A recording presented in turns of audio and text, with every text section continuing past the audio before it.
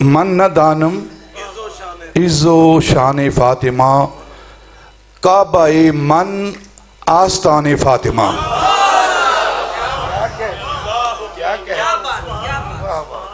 کعبہ من آستان فاطمہ رضی اللہ تعالی عنہا، ان کا مرتبہ اور ان کا مقام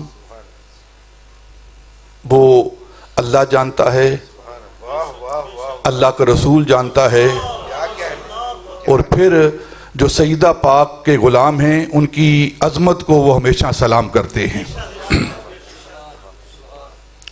ایک سورت قرآن پاک کی انتہائی مختصر سورت آپ کے سامنے تلاوت کی گئی ہے، جس میں اللہ رب العزت ارشاد فرما رہے ہیں انا اعطیناک الکوثر.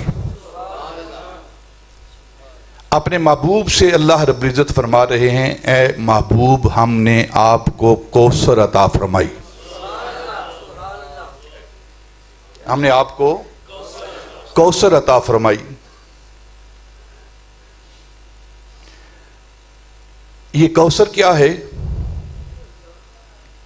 اگر آپ، کیونکہ سارے علماء ہیں یہاں، علماء کا مجمع زیادہ ہے، باقی میرے جو بھائی بیٹھے ہیں یہ بھی، آپ بھی علماء ہی ہیں کیونکہ آپ علماء کے ساتھ بیٹھنے والے ہیں نا، تو جو جس کے ساتھ بیٹھتا ہے وہی ہوتا ہے. ہاں جی وہی ہوتا ہے.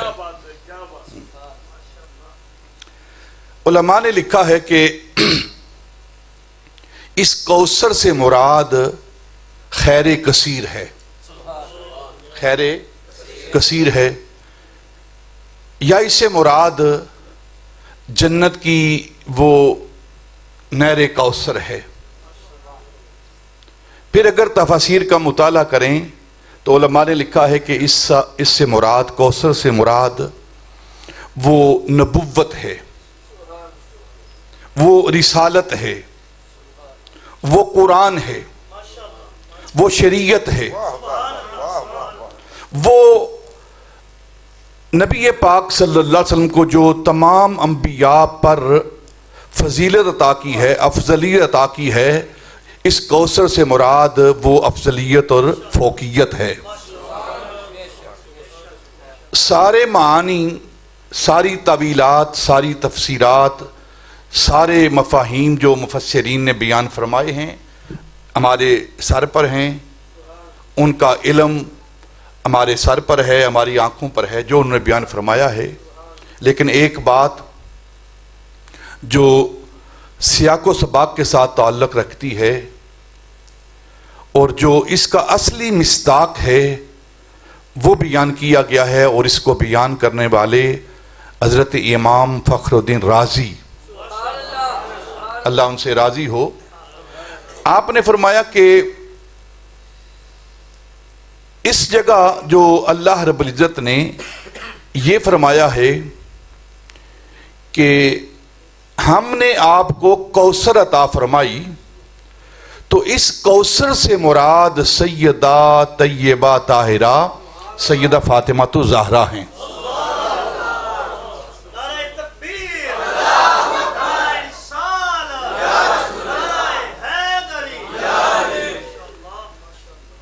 اس کوثر سے مراد اگر جنت کی نہر مراد لیا جائے فابہا، ہم ایمان رکھتے ہیں. اگر خیر کثیر مراد لی جائے تو ساری خیر ہی بارگاہ رسالت سے ہے. اگر قرآن لیا جائے تو قرآن بھی آپ پر نازل ہوا ہے. اگر نبوت اور رسالت اس سے مراد لی جائے تو نبوت اور رسالت کی آپ کان ہیں. نبی پاک جس کو نبوت مل رہی ہے، رسالت مل رہی ہے، وہ نبی پاک کی کان نبوت سے مل رہی ہے. لیکن اس آیت کو ہم غور کے ساتھ پڑھیں. اللہ رب العزت نے فرمایا ہم نے آپ کو کوثر عطا کی. اس کوثر سے مراد سیدہ فاطمہ الزہرا ہیں. آگے جو مضمون بیان ہو رہا ہے وہ اس کی تائید کرے گا. وہ مضمون کیا ہے؟ انا اعطیناک الکوثر فصلی لربک وانحر ان شانئک ھو الابتر۔ اے محبوب، ہم نے آپ کو کوثر عطا کی ہے، آپ اپنے رب کا شکر ادا کیجئے، نماز پڑھیے، قربانی دیجئے۔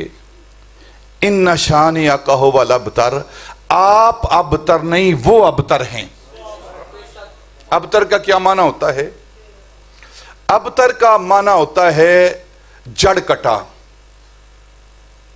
جس کی نسل آگے نہ چلے، جسے عام اپنی زبان میں ہم اوتر ہاں، یعنی جس کا آگے کوئی بے اولاد ہو، جس کی نرینہ اولاد نہ ہو، جس کا بچہ کوئی نہ ہو، جسے آگے نسل نہ چل رہی ہو، جو بے نسل ہو، اسے ابتر کہتے ہیں۔ نبی پاک صلی اللہ علیہ وسلم، آپ کی عمر مبارک 25 سال، اور خاتون اول مخدومہ اسلام سیدہ خدیجۃ الکبریٰ رضی اللہ تعالی عنہا کی عمر مبارک 40 سال ہے۔ 40 سال ہے۔ ان دونوں کی شادی ہوتی ہے، نبی پاک کی عمر مبارک 25 سال اور سیدہ خدیجہ کی عمر مبارک 40 سال۔ یہ پہلی شادی ہے نبی پاک کی، یہ پہلی شادی ہے، بھرپور جوانی 25 سال۔ اب جتنے مستشرقین اعتراض کرتے ہیں کثرت ازواج کا، علماء کے لیے یہاں جتنے اعتراض ہیں مستشرقین کے، جو اسلام کے مخالف ہیں، نبی پاک صلی اللہ علیہ وسلم کے مخالفین ہیں، غیر مسلم ہیں، وہ اعتراض کرتے ہیں کثرت ازواج کا۔ اگر کوئی ایسا معاملہ ہوتا تو کبھی بھی نبی پاک صلی اللہ علیہ وسلم اپنے سے 15 سال بڑی عورت سے شادی نہ فرماتے۔ ہاں، بس اشارہ کر دیے میں نے۔ جب یہ شادی ہوئی ہے تو اس شادی سے نبی پاک صلی اللہ علیہ وسلم کو اللہ رب العزت نے سیدہ خدیجۃ الکبریٰ کے بطن سے 4 بیٹیاں عطا کی ہیں۔ 4 اہل سنت کا عقیدہ، ایک بیٹی نہیں، 4 بیٹیاں عطا کی ہیں۔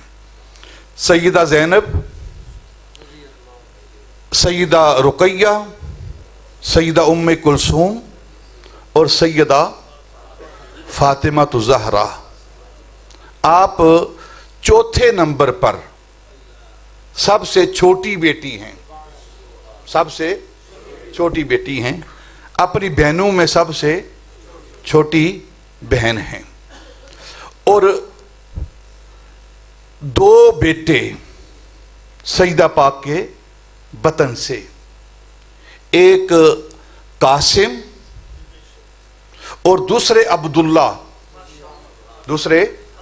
عبداللہ، جن کو طیب و طاہر بھی کہا جاتا ہے، جن کو طیب و طاہر بھی کہا جاتا ہے۔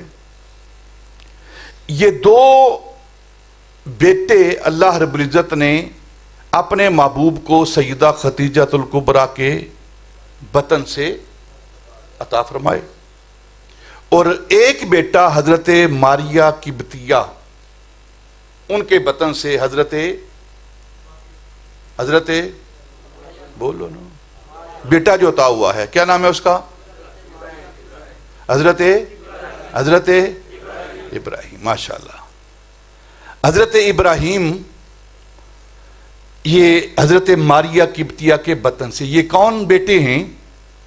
یہ وہ بیٹے ہیں کہ ایک دن نبی پاک صلی اللہ علیہ وسلم نے اپنے اس بیٹے کو گود میں اٹھا رکھا ہے ایک طرف، اور دوسری طرف سیدنا امام حسین کو اٹھا رکھا ہے۔ تو جبریل امین آئے اور آ کر عرض کی کہ اللہ کہتا ہے کہ ان دونوں میں سے ایک مجھے دے دو. ان دونوں میں سے ایک. کون سے دو بیٹے تھے؟ ایک حضرت ابراہیم اور دوسرے حضرت امام حسین. کون ہے وہ؟ سیدہ طیبہ سیدہ فاطمہ کے لخت جگر. دونوں گود میں لے کر نبی پاک بیٹھے ہیں تو جبریل آ کر عرض کرتے ہیں کہ اللہ کہہ رہا ہے کہ ان دونوں میں سے ایک دے دیں. آپ نے پھر دونوں کی طرف دیکھا، دونوں کی طرف دیکھا اور دیکھ کر فرمایا کہ یہ ابراہیم لے جاؤ، ابراہیم لے جاؤ. تو عرض کی آپ نے حسین کیوں نہیں دیا؟ تو فرمایا اگر حسین دیتا تو صرف مجھ محمد کو تکلیف نہ ہوتی، یہ تو صرف مجھے تکلیف اور ابراہیم دے رہا ہوں. اگر میں حسین دے دیتا تو مجھ محمد کو بھی دکھ ہوتا، تکلیف ہوتی، اور میری بیٹی فاطمہ کو بھی تکلیف ہوتی، اور میں محمد نہیں چاہتا کہ میری بیٹی فاطمہ کو تکلیف پہنچے.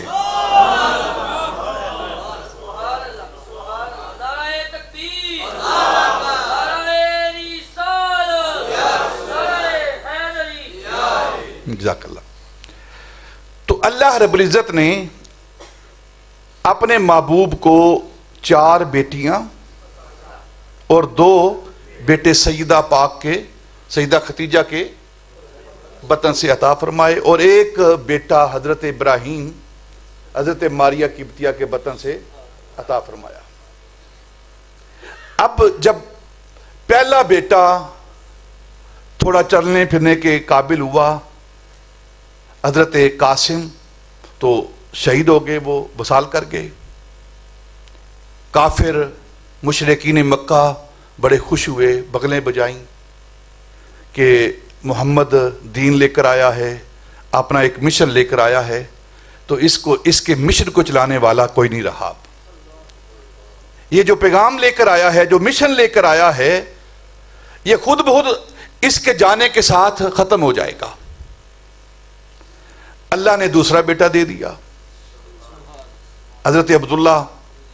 تو وہ چھوٹی عمر میں ہی ان کا وصال ہو گیا. تو اب یہ مشرکین مکہ کتنے خوش ہوئے، کتنے خوش ہوئے، کتنے خوش ہوئے. ان کا ظلم دیکھیں آپ. ہم گاؤں کے رہنے والے ہیں، ہمارے گاؤں کے اندر، ہمارے محلے کے اندر کوئی کتنا بھی ہمارا دشمن ہو، اگر اس کا بیٹا فوت ہوتا ہے تو ہم اس کے پاس جا کر دشمنی کے باوجود افسوس کرتے ہیں، اس کے غم میں شریک ہوتے ہیں. لیکن وہ نبی پاک کے رشتہ دار ہو کر، شہردار ہو کر، خاندان ہو کر کتنا بغض رکھ رہے ہیں وہ. تو انہوں نے بغلیں بجائیں کہ اب محمد ابتر ہو گیا ہے، جڑ کٹا ہو گیا ہے، جو دین لے کر آیا ہے یہ دین جلدی ہی مٹ جائے گا. اللہ نے فرمایا محبوب تو پریشان نہ ہو، جو تجھے ابتر کہتے ہیں، تو ابتر نہیں ہے، وہ ابتر ہیں، ان کی نسلیں کٹ جائیں گی. اِنَّا آتَيْنَكَ الْكَوْثَرَ، میں تمہیں کوثر عطا کرتا ہوں. ان کو فخر ہے، ان کو ناز ہے، ان کو گمنڈ ہے کہ ان کے 14 بیٹے ہیں، 15 بیٹے ہیں، 18 بیٹے ہیں، ان کی نسلیں چلیں گی. محبوب تو میرا محبوب ہے، تجھے میں کتاب کر رہا ہوں، تیرے ساتھ وعدہ کرتا ہوں اگر ان کی 15 بیٹے ہیں، نسلیں بڑی ہیں، لیکن وہ جڑ کٹے ہوں گے، ان کا نام لینے والا کوئی نہیں ہوگا. تجھے بیٹی دے رہا ہوں، تیری بیٹی سے آگے اولاد چلے گی اور قیامت تک تیرا ڈنکا بجتا رہے گا.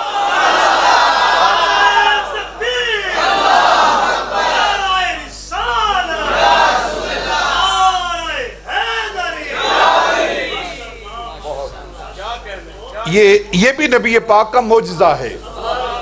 سیدہ پاک نبی پاک کا معجزہ ہیں آپ، کیونکہ نسل چلتی ہے بیٹوں سے، نسل چلتی ہے بیٹوں سے. سیدہ پاک معجزہ ہیں آپ کا. نسل چلتی ہے بیٹوں سے. اللہ نے فرمایا محبوب تجھے معجزہ دے رہا ہوں، تجھے معجزہ دے رہا ہوں، ایسی بیٹی دے رہا ہوں کہ قیامت تک تیری نسل چلے گی۔ اور جنہیں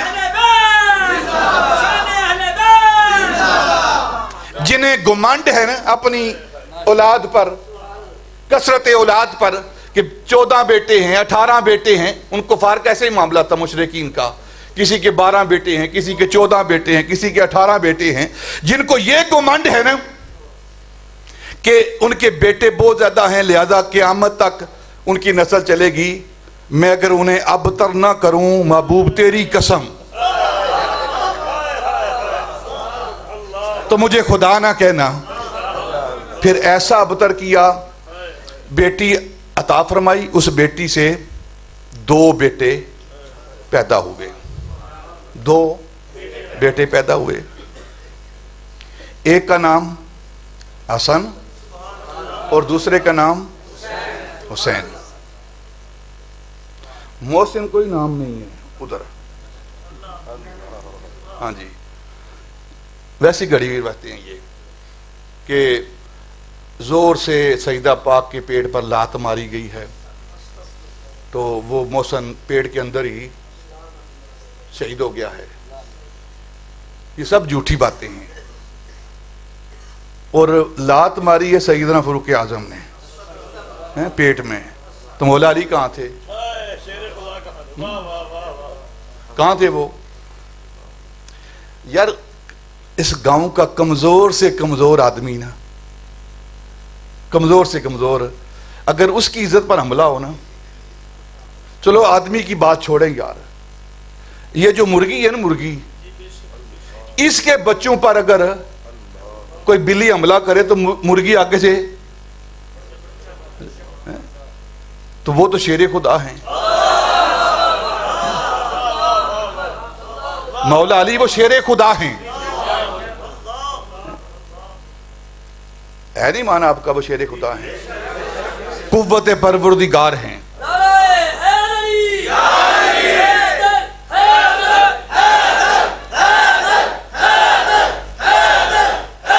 ماشاءاللہ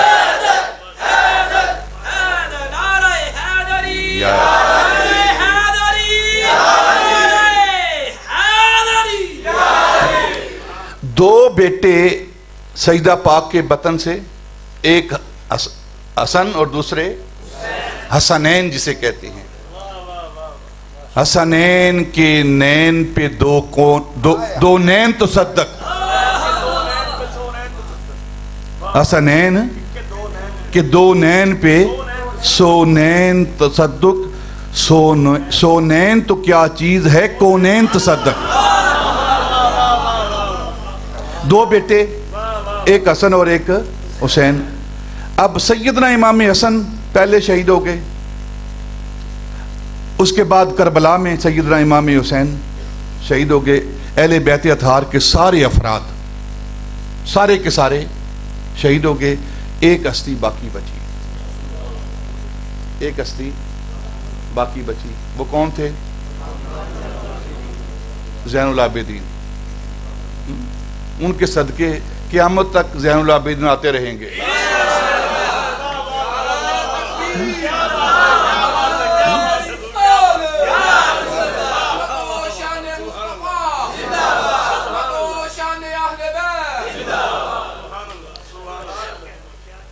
ادھر کربلا میں جو مقابلے میں تھے وہ ہزاروں کی تعداد میں، ادھر ایک بچہ ہے، ایک زین العابدین بچہ ہے، اور ان کی نسل میں کوئی ابن شمر نہیں، کوئی ابن یزید نہیں، لیکن سیدنا امام زین العابدین کی نسل سے قیامت تک سید ہی سید آتے رہیں گے۔ وہ ابتر ہوئے ہیں، رسول اللہ ابتر نہیں ہوئے۔ ایسی نسل چلی ہے، ایسی نسل چلی ہے، اور جس سے رسول اللہ کی نسل چل رہی ہے اسے سیدہ طیبہ طاہرہ سیدہ فاطمہ کہتے ہیں، اسے سیدہ فاطمہ کہتے ہیں۔ سیدہ فاطمہ رضی اللہ تعالیٰ عنہ، حضرت امام قرطبی نے ایک روایت نقل کی ہے کہ اس کائنات کے اندر 4 عورتیں ہیں، 4 خواتین ہیں جو سب سے اعلیٰ مرتبہ رکھنے والی ہیں، اعلیٰ مقام رکھنے والی ہیں۔ 4 خواتین۔ پہلی کون ہیں؟ حضرت مریم بنت عمران۔ یہ کون ہیں؟ یہ حضرت عیسیٰ علیہ السلام کی والدہ ہیں۔ دوسری بی بی کون ہیں؟ آسیہ زوجہ، حضرت آسیہ زوجہ فرعون کی بولو یار، شیر بنواندہ کوئی نہیں، بے سرامہ بالکل۔ نغمہ ہندی ہے تو کیا، لے تو حجازی ہے میری۔ بہت خوب۔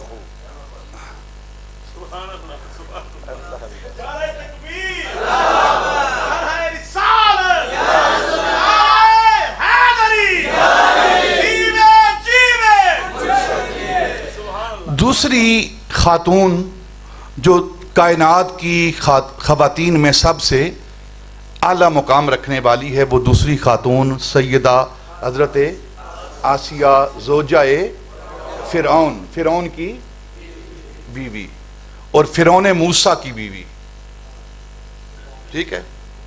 اور تیسری عورت جو کائنات کی عورتوں میں افضل مقام رکھنے والی ہے وہ ہے حضرت ختیجہ بنت خویلد۔ اور چوتھی خاتون جو ان سب سے زیادہ مرتبہ رکھنے والی ہے، یہی میرا ایمان ہے،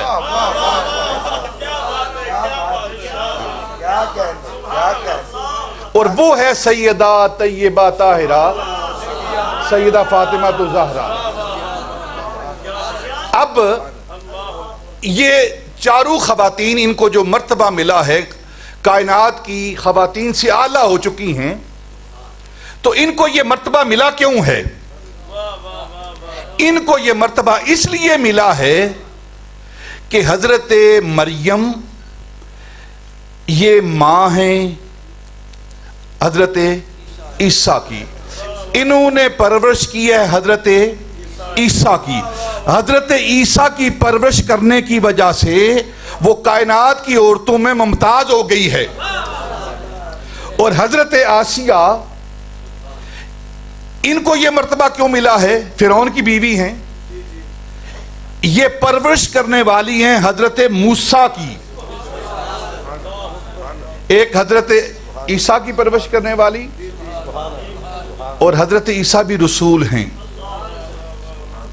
اور اولو العزم ہیں، اور حضرت موسیٰ بھی رسول ہیں، اولو العزم ہیں، ان 2 کو۔ اور پھر تیسری وہ سیدہ ختیجہ ہیں، ان کو مرتبہ مل رہا ہے، تو انہوں نے کس کی پرورش کی ہے؟ انہوں نے اسلام کی پرورش کی ہے، اسلام کی پرورش کی ہے۔ اور پھر چوتھی اور سب سے اعلیٰ مقام رکھنے والی وہ کون ہیں؟ وہ سیدہ فاطمہ رضی اللہ تعالی سلام اللہ علیہا۔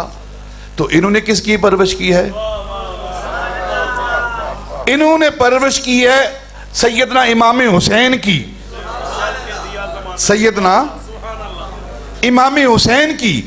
تمام انبیاء اسلام لاتے رہے ہیں، اور جو اسلام لائے ہیں، جو ان کی خدمت کرے گا وہ بڑا مرتبہ رکھے گا، بڑا مقام رکھے گا۔ اسی لیے حضرت مریم کا مرتبہ ہے، اسی لیے حضرت آسیہ کا مرتبہ ہے، اسی لیے سیدہ ختیجہ کا مرتبہ ہے، کیونکہ انہوں نے اسلام لانے والوں کی پرورش کی ہے، خدمت کی ہے۔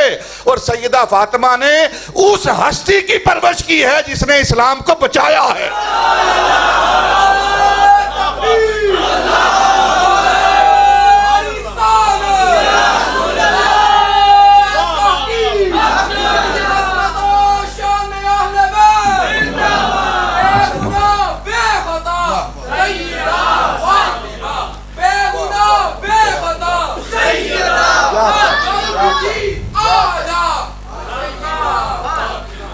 نبی کے ہے دل کا ٹکڑا، نبی کے ہے دل کا ٹکڑا، نبی سے سنتے ہیں، علی کے ہے گھر کی عزت، علی سے سنتے ہیں، نبی کے ہے دل کا ٹکڑا، نبی سے سنتے ہیں، علی کے ہے گھر کی عزت، علی سے سنتے ہیں، جس نے اور بھی معزز کیا گھرانے کو، حسین پال کے جس نے دیا زمانے کو۔ سبحان اللہ، زندہ وہ سیدہ طیبہ طاہرہ سلام اللہ علیہا، جن کی بارگاہ میں ہدیہ نیاز پیش کر رہے ہیں۔ اور یہاں ایک دکھ والی میں بات کرنے لگا ہوں، میرا دل دکھی ہو کر یہ بات کرنے لگا ہے۔ میں نے تاریخ بھی پڑھی، تھوڑی بہت پڑھی ہے، جو بھی مجھے میسر آتا ہے، سیرت پاک بھی پڑھی ہے تھوڑی بہت۔ میرے نزدیک اتنے ظلم سیدہ پاک پر اس وقت نہیں ہوئے جتنے آج ہو رہے ہیں۔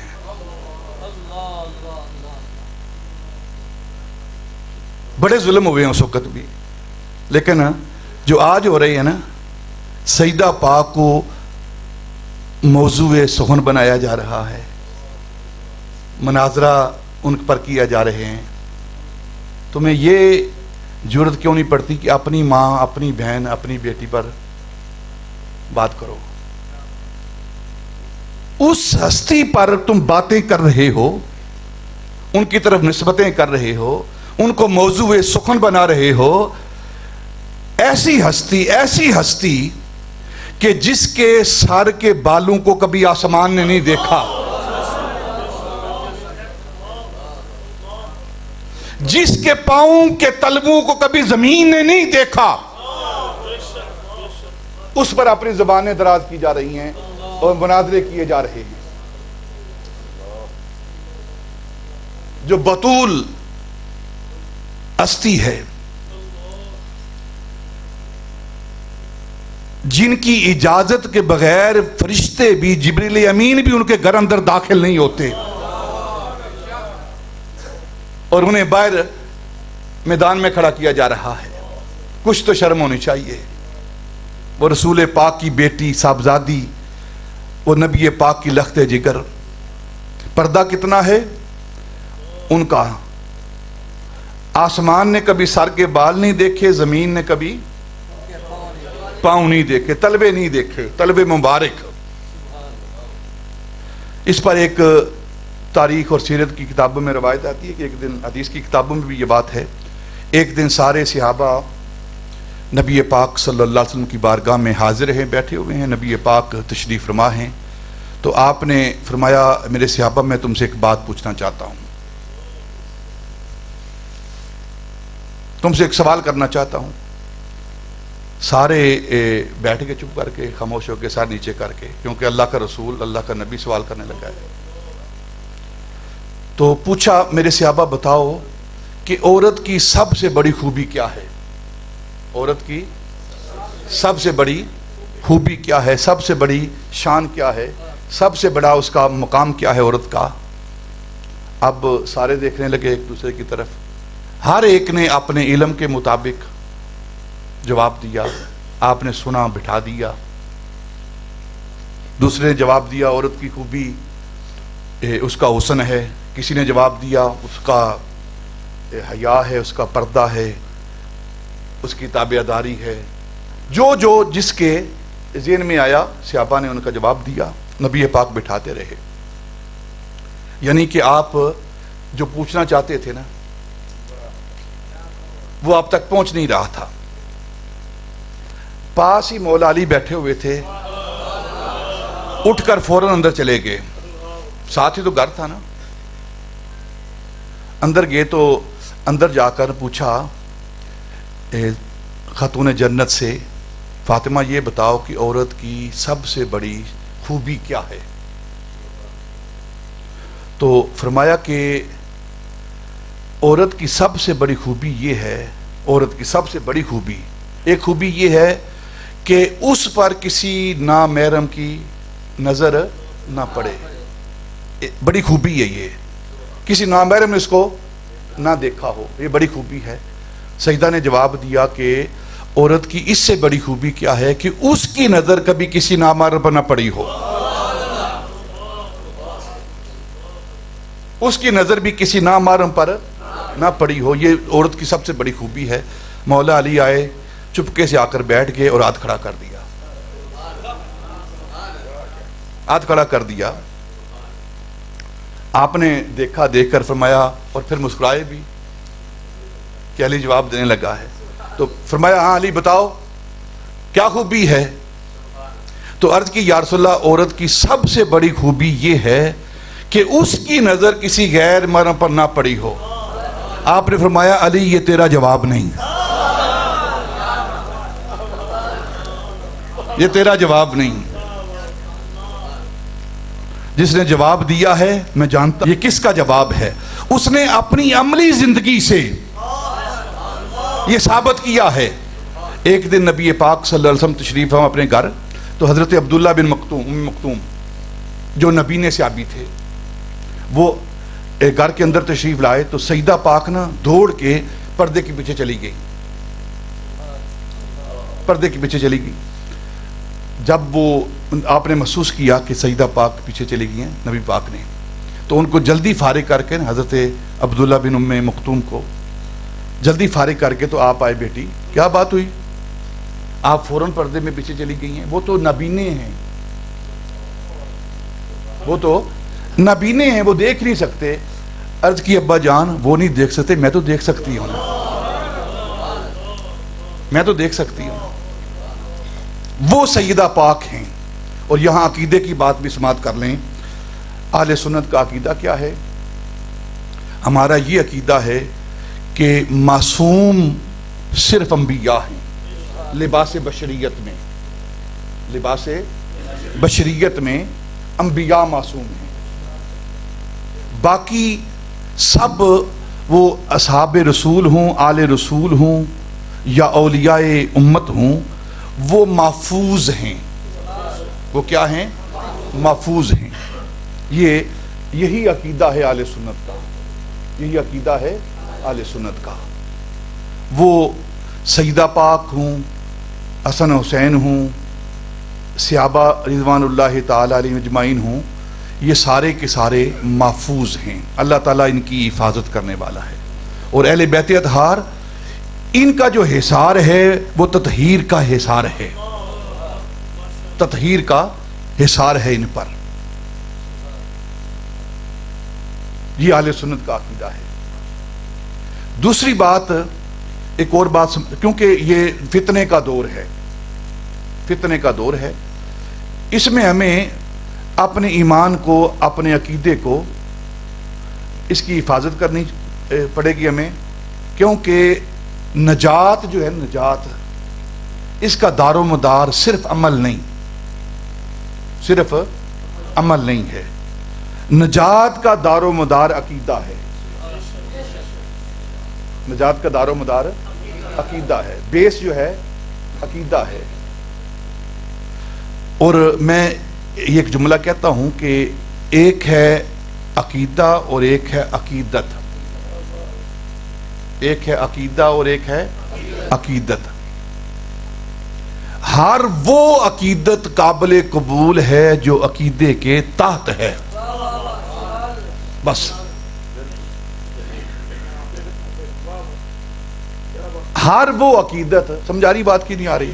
ہاتھ کھڑا کریں جن کو آ رہی ہے، ماشاءاللہ۔ ہر وہ عقیدت جو عقیدے کے تابع ہے وہ قابل قبول ہے۔ دیکھیں نا، نبی پاک سے محبت کرتے ہیں آپ؟ بولو نا، کرتے ہیں نا؟ بڑی عشق کرتے ہیں سنی، نبی پاک سے عشق کرتے ہیں، اور اس محبت میں، اس عقیدت میں ہم کہہ دیں کہ نبی پاک خدا ہیں، بولو ٹھیک ہوگا کام؟ ثواب ملے گا؟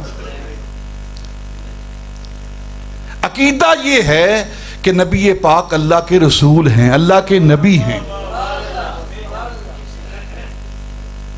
اور تمام انبیاء کے امام ہیں، تمام رسولوں کے سردار ہیں، تو وہ عقیدت جو عقیدے کے تابع ہے وہ قابل قبول ہے، وہ قابل قبول ہے۔ تو سب سے پہلے عقیدہ ہے، دیکھیں نا جنت میں ہم جائیں گے سارے، کیونکہ اہل سنت ہے نا، اہل سنت اہل جنت، ٹھیک ہے نا، جنت میں جائیں گے۔ کتنا عرصہ ٹھہریں گے وہاں جنت کے اندر؟ کتنا؟ ہاں یہی بات ہے جو کہی آپ نے، انہیں ایسے کیا ہے پھر اتھی رواں گے، ہاں اشارہ تن کا ہے اس نے۔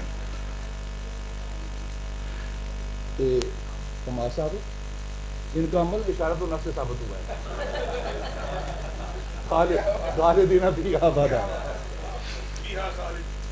خالدین فیہا ابدا، جو ایک بار جنت میں جائے گا نا وہاں سے واپس نہیں آئے گا۔ کیوں نہیں واپس آئے گا؟ بولو ہیں؟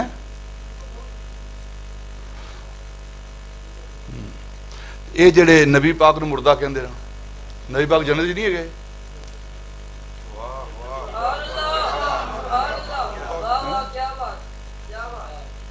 کیا بات، بہت خوب۔ جنت میں جو جائیں گے نا ہم، انصاف کا عدل کا تقاضا کیا ہے کہ انسان جتنی محنت کرے، جتنی مزدوری کرے، اتنا اس کو اجر دیا جائے۔ مثلا آپ نے دیہڑی لگائی ہے، چاہے راج ہیں چاہے آپ مزدور ہیں، ٹھیک ہے، دیہڑی لگائی ہے، اور دیہڑی جو ہے راج کی کتنی ہے؟ نہیں نہیں نہیں، میں تو 2500-2700 دے نواں ایتھے 2000 ہے، چل 2000 ہی، مزدور کی 1000 1200 1300، ٹھیک ہے نا۔ اب آپ دن کو مزدوری کرتے ہیں، شام کو آپ کو کتنے پیسے دینے چاہیے؟ جتنی دیہڑی ہے 2000 ہے، ملے گی آپ کو۔ اگر کوئی کم دے تو وہ ناانصافی ہے، تو زیادہ کہ آپ حقدار ہی نہیں۔ اصول یہ ہے۔ اب ہماری زندگی ہے 50 سال، 100 سال، 80 سال، 40 سال، 20 سال، 20 سال ہم نے نمازیں پڑھی ہیں، اللہ کی اطاعت کی ہے، اس کے حکم پر عمل کیا ہے، نیک اعمال کی ہیں۔ اب عدل کا تقاضا یہ ہے کہ 20 سال جنت میں رکھ کر اس کو باہر بھیج دیا جائے، چل واپس چل، 20 سال تو نے نیکی کا کام کیا ہے، اجر کے طور پر 20 سال رکھا ہے واپس۔ لیکن اللہ فرماتا ہے جو ایک بار وہاں جائے گا نا، خالدین فیہا ابداً، وہ اس میں ہمیشہ ہمیشہ رہے گا، ہمیشہ ہمیشہ رہے، اسے نکالا نہیں جائے گا۔ تو اب جو جنت کے اندر خلود ہے، ہمیشگی ہے، وہاں ہمیشہ ہمیشہ رہنا ہے، اس کا سبب کیا ہے؟ اس کا سبب جو ہمارے سینے کے اندر، دل کے اندر جو عقیدہ ہے جو ہم لے کر گئے ہیں، اس کی وجہ سے اللہ رب العزت نے ہمیشہ ہمیشہ کے لیے جنت عطا کر دی ہے۔ تو اصل بات عقیدہ ہے، اور عقیدہ وہ عقیدہ جو اہل سنت کا عقیدہ ہے۔ آپ سب لوگوں کو پڑھ لیں جو جو دعوے کرتے ہیں، ایک ہی جماعت ہے جسے ناجی جماعت کہتے ہیں، نجات یافتہ جماعت کہتے ہیں، وہ اہل سنت ہیں، اور یہ وہ جماعت ہے جو نبی پاک نے خود تیار کی ہے۔ ان کے عقیدے کے مطابق چلیں، اور عقیدت جو عقیدے کے تابع ہے وہی قابل قبول ہے، وہی نفع بخش ہے، وہی نفع بخش ہے۔ مولا علی کو کوئی خدا کہنا شروع کر دے، بولو عقیدت کیا کہیں گے آپ؟ ٹھیک ہے بولو یار۔ اور ایک اور بات کروں، سیدہ پاک سیدہ فاطمہ رضی اللہ تعالیٰ عنہ، پہلی بیٹی زینب، پھر پہلی رقیہ، دوسری زینب، پھر ام کلثوم، اور پھر چوتھے نمبر پر سیدہ فاطمہ۔ حضرت مولا علی رضی اللہ تعالیٰ عنہ، آپ کے والد کا نام کیا ہے؟ نام ہے یہ؟ آپ کے والد کا نام عبد مناف، ایک روایت، دوسری روایت عمران، عبد مناف کے عمران کے 4 بیٹے ہیں. پہلے طالب جس وجہ سے ابو طالب، پھر عقیل، پھر جعفر، اور پھر چوتھے نمبر پر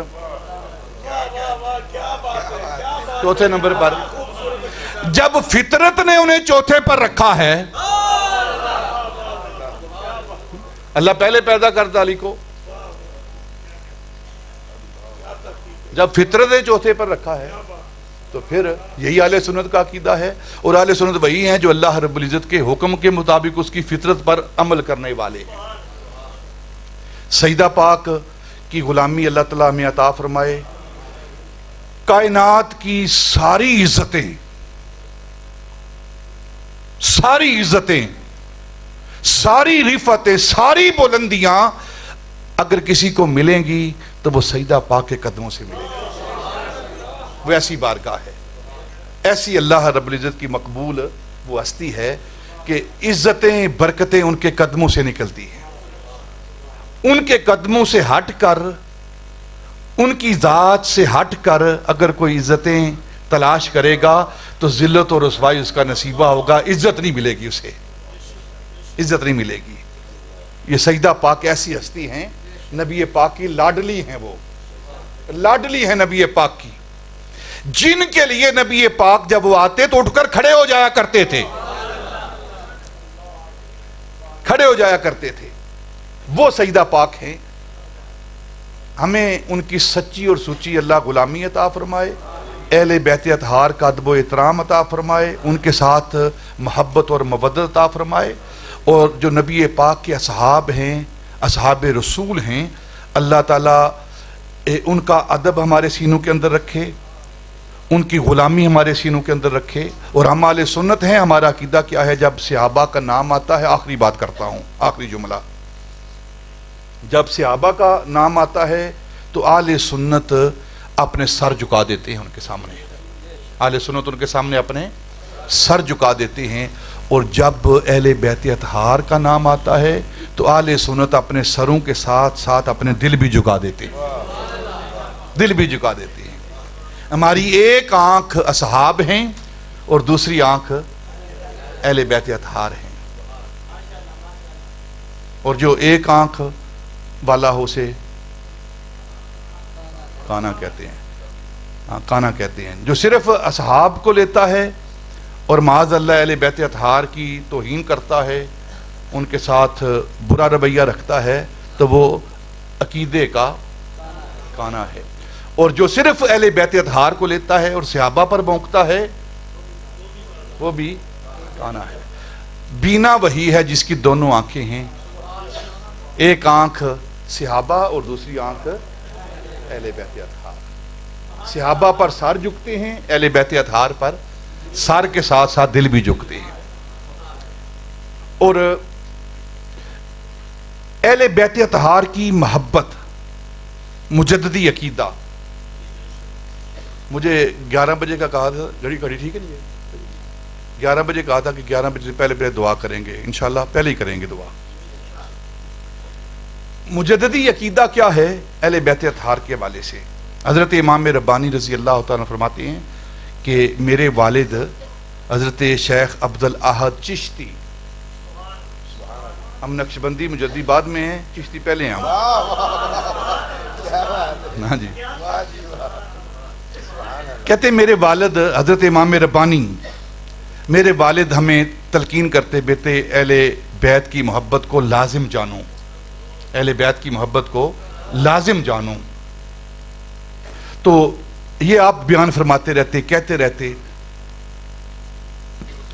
تو آخری وقت آیا تو ان کا سر میری گود میں تھا. حضرت امام ربانی فرماتے ہیں تو میں نے اس نزع کی حالت میں آپ سے پوچھا، ابا جان اب آپ کی حالت کیا ہے، اب آپ کی کیفیت کیا ہے، آپ اس وقت کس حال میں ہیں؟ تو فرمانے لگے، بیٹا اللہ کا شکر ہے میں اس دنیا سے جا رہا ہوں، اہل بیت کی محبت لے کر جا رہا ہوں.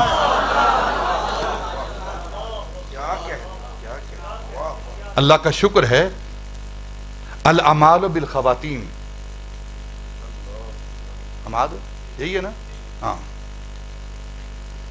اللہ کا شکر ہے اس دنیا سے جا رہا ہوں، اہل بیت کی محبت لے کر جا رہا ہوں۔ کہتے ہیں جب یہ بات سنی نا میں نے، تو میں نے پوچھا، حضرت امام ربانی کہتے ہیں میں نے اپنے باپ سے پوچھا، ابا جان وہ کوئی عام شخص نہیں تھے، وہ حضرت امام ربانی کے والد ہیں۔ تو میں نے پوچھا، حضرت امام ربانی کہتے ہیں میں نے پوچھا کہ ابا جان اہل بیت کی محبت کا فائدہ کیا ہے؟ فائدہ کیا ہے؟ جو نبی کی آل ہے، جو آل رسول ہیں، ان کی محبت کا فائدہ کیا ہے؟ تو آپ نے فرمایا، میرے والد نے، حضرت امام ربانی کہتے ہیں میرے والد نے فرمایا، بیٹا آل رسول کا جو نبی پاک کی آل ہے، ان کی محبت کا ادنا فائدہ یہ ہے، چھوٹا فائدہ یہ ہے کہ ان کی محبت خاتمہ بالخیر میں ممد و معاون ہوتی ہے۔ جب انسان دنیا سے جاتا ہے تو ان کی محبت مدد کرتی ہے ایمان کے ساتھ، کہ تیرا خاتمہ ایمان کے ساتھ ہو، اور معاملات ہی سارے خاتمے پر ہیں۔ ساری عمر انسان نیکی کے عمال کرے، خاتمہ برا ہو جائے، اسے کوئی نیکی کا عمل نفع نہیں دے گا۔ ساری عمر گناہ کیے ہیں، خاتمہ بالخیر ہو گیا ہے، ساری عمر کے گناہ اسے نقصان نہیں دیں گے۔ الاعمال بالخواتین، خواتین کا یہ معنی ہے، یعنی کہ انسان کا دار و مدار خاتمے پر ہے۔ خاتمہ ایمان پر ہوا تو سیدھے جنت، بیڑا پار، اور ساری عمر نمازیں پڑھی ہیں اور دل میں اہل بیت کا بغض رکھا ہے، تو نمازوں سمیت سب کچھ منہ پہ، سب کچھ منہ پہ۔ اور پھر اللہ رب العزت اپنے محبوب کی اس لاڈلی کا کتنا حیا کرتا ہے، یہ بھی ایک مجدی قیدہ اور سن لیں۔ حضرت علامہ محمود آلوسی بغدادی، نقشبندی مجددی، صاحب روح المعانی، یہ علماء ہیں، روز پڑھتے پڑھاتے، میں تو ان سے باتیں سنتا ہوں، یہ سب علم والے لوگ ہیں، میں تو سبق سنا رہا ہوں انہیں۔ حضرت علامہ محمود آلوسی اور تفسیر المعانی کا جو مرتبہ اور مقام ہے، یہ علماء جانتے ہیں کہ تفاسیر کے اندر ان کا کیا مرتبہ ہے، کیا مرتبہ ہے۔ آپ نے سورہ دہر کی تفسیر کرتے ہوئے یطعمون الطعام، اس آیت پر حضرت علامہ محمود آلوسی نے ایک بات لکھی ہے، روح المعانی کو کھولیں، جا کر دیکھیں۔ قرآن پاک سارا پڑھیں آپ، جتنا تفصیل کے ساتھ ذکر جنت کا سورہ دہر کے اندر ہے نا، سورہ انسان کے اندر، باقی صورتوں کے اندر اتنا تفصیل کے ساتھ نہیں۔ سورہ رحمان کے اندر بڑا ذکر ہے جنت کا، لیکن سب سے تفصیلاً ذکر جو جنت کا ہے نا، سورہ دہر کے اندر ہے، سورہ دہر کے اندر۔ اور اللہ رب العزت نے اتنا ذکر کیا ہے سورہ دہر کے اندر جنت کی نعمتوں کا، کہ جس گلاس میں جنتی وہ شراب طہور پیئیں گے نا، اس گلاس کا بھی ذکر کیا ہے، اور جس چیز سے وہ دھلا ہوگا گلاس، اس کا بھی ذکر کیا ہے۔ جنت کی ساری نعمتوں کا اللہ رب العزت نے ذکر کیا ہے سورہ دہر کے اندر۔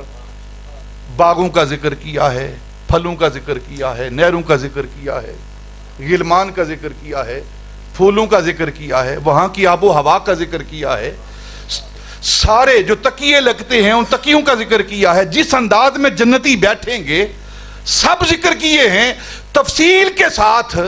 اللہ رب العزت سورہ دہر کے اندر جنت کا ذکر کیا ہے، لیکن جس پر ہم مرتے ہیں نا، جس کے لیے ہم جنت میں جانا چاہتے ہیں، اس کا ذکر نہیں کیا۔ واہ واہ واہ واہ، کیا بات ہے، کیا بات ہے، اس کا ذکر نہیں کیا۔ وہ کیا ہے؟ وہ حوریں ہیں۔ واہ واہ واہ واہ، پوری سورہ دہر پڑھ لیں، اللہ، اس میں حوروں کا ذکر نہیں ہے، اور ہماری نمازیں، ہمارے روزے سارے حوروں کے لیے ہیں،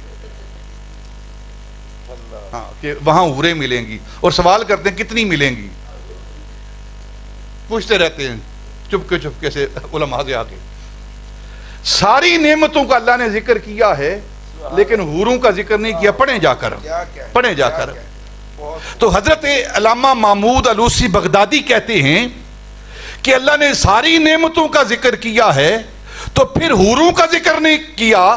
تو آپ فرماتے ہیں میرا ذوق یہ کہتا ہے, میرا وجدان یہ کہتا ہے کہ اس صورت میں آپ نے جو حوروں کی ملکہ ہے سیدہ فاطمہ کا ذکر کر دیا ہے, تو اس وجہ سے اللہ رب العزت نے حوروں کا ذکر ہی نہیں کیا کہ فاطمہ کے مقابلے میں حوروں کا ذکر کیا جائے. اس لیے اللہ نے وہاں حوروں کا ذکر ہی نہیں کیا کیونکہ سیدہ کا ذکر ہو گیا وہاں. یہ یطعمون الطعام ان کی شان میں یہ آیت نازل ہوئی ہے, تو وہاں سیدہ پاک کا ذکر آ گیا ہے, ان کی شان کو بیان کر دیا ہے. تو اللہ رب العزت نے ان کی وجہ سے باقی حوروں کا ذکر ہی نہیں کیا کہ جہاں میرے محبوب کی لاڈلی صاحبزادی فاطمہ کا ذکر آ جائے پھر باقی کا ذکر کیا ہے. یہ وہ سیدہ فاطمہ رضی اللہ تعالیٰ عنہ کی ذات ببرکات ہیں جن کی غلامی کا ہم دم بھرتے ہیں. اللہ ان کی غلامی پر ہمیں قائم رکھے, زندہ رکھے, اور ان کی غلامی پر اللہ ہمیں موت عطا فرمائے. وما علینا الا البلاغ.